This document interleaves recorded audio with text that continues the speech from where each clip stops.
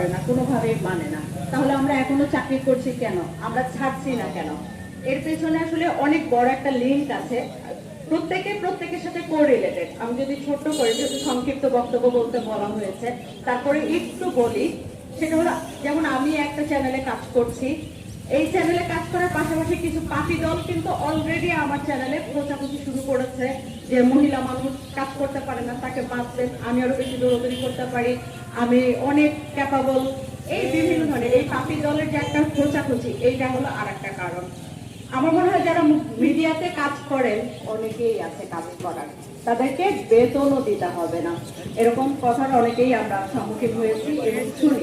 কেন আমাদেরকে এই ধরনের কথা শুনতে হবে? মিডিয়া হাউসগুলো কি করে? তারা চিন্তা করে অল্প ইনভেস্টমেন্টে কিভাবে বেশি লাভ করা যায়। যে কলমে একটা দুটো ভাঙে এরকম সাংবাদিকদেরও তারা কাজ চালায় নিচ্ছে, সেটাকে মেজার করে একটা স্যালারি কিন্তু ডেফিনেটলি তাদেরকে দিতে হবে, কিংবা ডিগ্রি পাস করা এক একজনকে নিয়ে কম বেতন দিয়ে তারা কাজ সারিয়ে ছেড়ে দিচ্ছে। এখন আমার কথা হলো, এই যে মিডিয়া হাউসগুলো আছে, এই মিডিয়া হাউসগুলোকে সাংবাদিক আছে, আমাদের যেসব ন্যায্য অধিকার বা মানসম্মত জীবনযাত্রা, বেতন সবকিছুই হবে যখন একটা মিডিয়া হাউস ভালো হবে। মিডিয়া হাউসগুলোকে আগে ভালো হতে হবে, আর তার কারণে মন্ত্রণালয়গুলোকে আরো ভালো হতে হবে।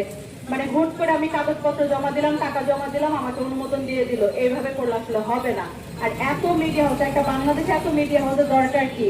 এত মিডিয়া হাউসের দরকার নাই। বাংলাদেশের বর্তমান যে পরিস্থিতি, জনসংখ্যা যা, তার থেকে সাংবাদিক বেশি।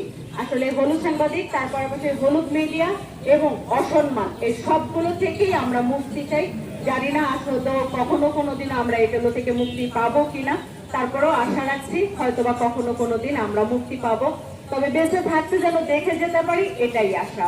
ধন্যবাদ সবাইকে। ধন্যবাদ আমাদের মাহমুদা শিকদার আপাকে। তিক্ত অনেক সত্য তিনি উচ্চারণ করেছেন। আমরা একটি মানে মিডিয়া চক্রের কাছে আমরা আবদ্ধ। আমরা জানি যে মিডিয়া হাউসগুলোতে কিছু মাথাকে তারা কিনে নিয়েছে। মাথাকে কিনে নিয়ে আজকে আমাদের যা মাঠে ময়দানে আমরা কাজ করি, তাদের অধিকার হরণ করার বিভিন্ন ধরনের পায়ে তারা করে যাচ্ছে।